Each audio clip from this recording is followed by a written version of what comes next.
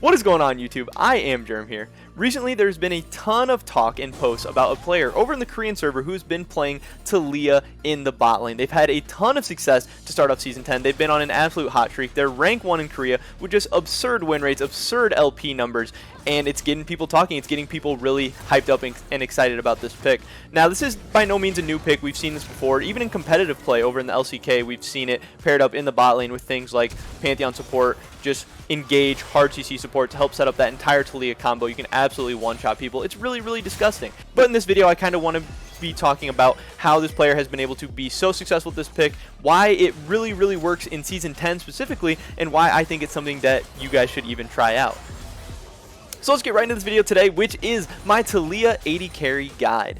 So first I want to start by saying that there is a couple different rune pages. Over in Korea, they are playing more of this Dark Harvest page, which is Dark Harvest, Taste of Blood, Eyeball Collector, and Ravenous Hunter with Precision Secondary, with Presence of Mind, and Coup de Grace. And that page is really good. It's been really, really effective. The win rates are crazy. People are being so successful. But I think another page that does make sense is also being able to go Electrocute, which I have seen in other servers like North America and EU West. The Electrocute page looks something like Electrocute with Taste of Blood, Eyeball Collector, Ravenous Hunter, very standard, same stuff there. But then they go the Sorcery Secondary with Mana Flow Band and Transcendence, which I think also makes sense too, because I think something that makes the Taliyah pick good is its strong early game and how you can set up like level 2, level 3, very early game, setting up for kills and just kind of dominating the lane phase.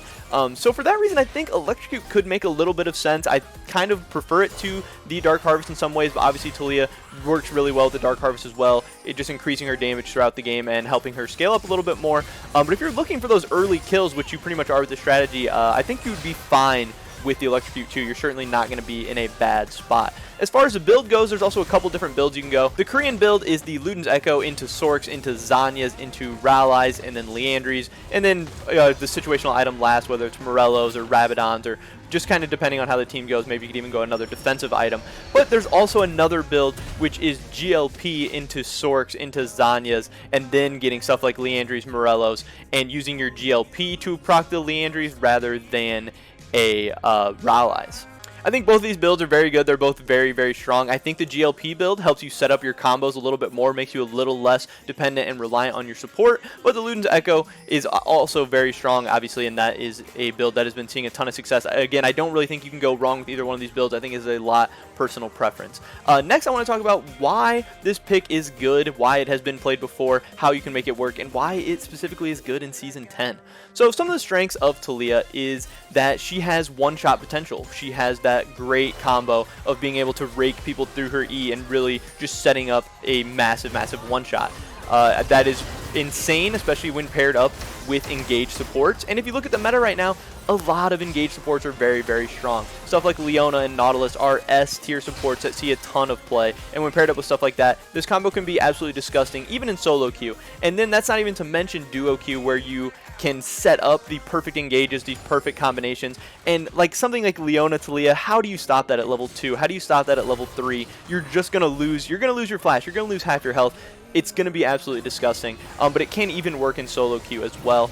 I think some of the negatives are that Taliyah doesn't work as well with Enchanter supports. She just doesn't really get a lot of use out of them. So in solo queue, it's not just a pick that you can kind of pick any game. You got to kind of be selective with when you're going to be pulling out the Taliyah AD carry. But in the right matchup with the right partners to support, it can be absolutely disgusting and absolutely overpowered. So I definitely see how this guy has been climbing super, super fast over in Korea. Also, I think it is a little matchup dependent based on the other team's bot lane as well. I think Taliyah is going to be harder to make work into stuff like Lucian, stuff like Ezreal, where they can avoid your CC, where they can avoid your W, where it's hard to engage onto them. Because if they can neutralize you in that early game and not give you those kind of cheesier kills and advantages in the beginning of the game, then an AD carry is kind of going to be better for your team composition as the game goes on. Stuff like Lucian and Ezreal, they're going to have more structure damage, they're going to have more objective control with like taking Barons, taking Dragons, stuff like that than Taliyah. So she is going to inhibit your team in some ways, but if you're able to play against those AD carries that you can kill early on, mobile stuff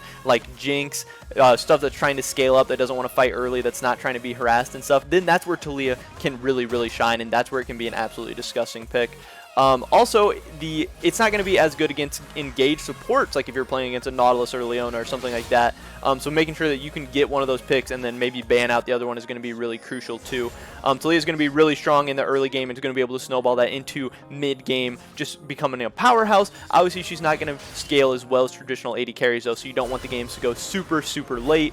But I think that works out really great in Season 10 because games do end pretty early. Games are pretty fast. Games are very much dependent on the lane phase and snowballing that into mid-game wins. If you can win bot lane with some early cheesy kills and stuff, you can snowball that into dragons and stuff and really start to take over a game. So I think that's why this Taliyah pick is so good. But that's pretty much it for this video today, guys. I just want to talk about this new pick, this Taliyah AD carry that might be all the craze in Season 10. It might be the new mage that's going to be dominating the bot lane in Season 10. Obviously, it's very early on. It's very hard to tell. Who knows how the meta will continue to develop and form.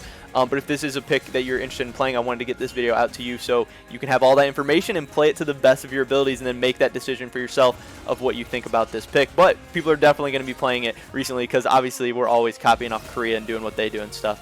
But yeah, if you enjoyed this video, make sure you drop a like on it. Also, subscribe to stay updated on all my League of Legends content. We got tons more guides, informational videos, all that great stuff coming to you guys. I want to really make Season 10 an awesome one. I want to have tons of content coming out to you guys so you guys can have all the latest information and be the best player you can absolutely be. If there's a champion or strategy or anything like that that you want me to make a video on, definitely leave a comment down below. Let me know what you guys want to see next. Hopefully I see you guys in the next video. But until then, peace.